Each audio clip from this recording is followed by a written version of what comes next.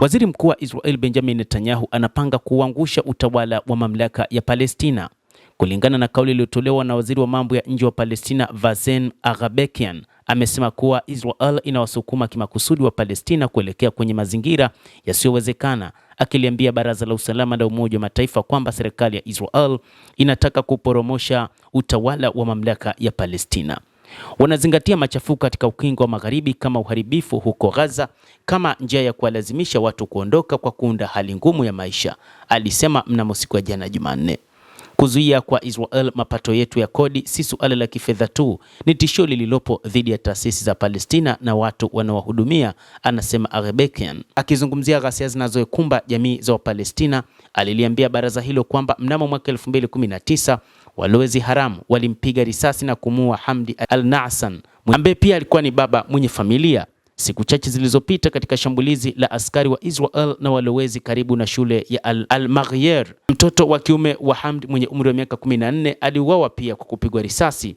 Baba na mwana waliuawa kwa miaka michache tofauti, wahasiriwa wa ghasia sawa, aliongeza. Hata hivyo, wakati huu mpango ambao wa Israel wanaupanga ni kuhakikisha wanateka eneo kubwa katika Palestina, hasa ukingo wa Magharibi.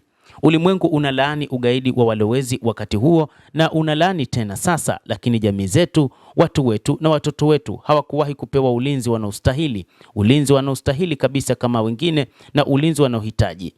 Akikataa kile alichokiita upotoshaji wa asili ya mzozo huo, Aghabekian aliambia baraza hilo kwamba huu si mzozo wa kidini, na akahimiza mataifa yote kukataa dai la kuchukiza kwamba kuteswa kwa Palestina kuhalalishwa na kile kinachoitwa vita kati ya ustaarabu wa Kiyahudi na Ukristo dhidi ya ukatili wa Waislamu.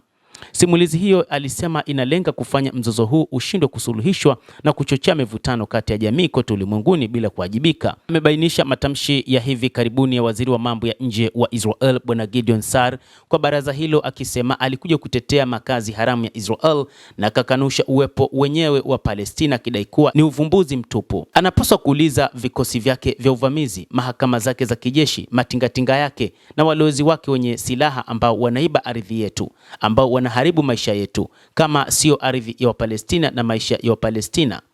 Licha ya hali halisi mbaya iliyopo, Aghabekian alisema tulichagua njia tofauti kuthibitisha dhamira yetu ya ukombozi kwa njia ya amani na kukataa kwetu bila shaka ghasia na kulaani mashambulizi yote dhidi ya raia, iwe wa Palestina au wa Israel. Alifunga kwa madai ya amani ya haki iliyojengwa kwa usawa. Amani hii inawezekana tu ikiwa watu walio sawa, sio kati ya wadhalimu na wanaokandamizwa, wanaokalia na kukaliwa. Ni watu wangapi zaidi wanapaswa kufa ili sisi sote tuchague njia nyingine? Aliuliza waziri huyo wa mambo ya kigeni wa mamlaka ya Palestina, huku akisema kwamba mamlaka za ulimwengu zinapaswa kutambua kwamba huu si mgogoro wa kidini kwa sasa, lakini ni mgogoro wa ukandamizaji unaofanywa na walowezi wa Kipalestina wakiungwa mkono na serikali yao ya Kizayuni huko Israel. Mtazamaji, endelea kutufuatilia, lakini ni kusihi usisahau kulike, usisahau kucomment, kadhalika usisahau kusubscribe channel yetu hii ili upate habari hizi kwa mapana kupitia The World News. Mimi ni Adam Hussein, endelea kuwa nasi wakati wote, endelea kutufuatilia uyajue mengi yanojiri katika ulimwengu.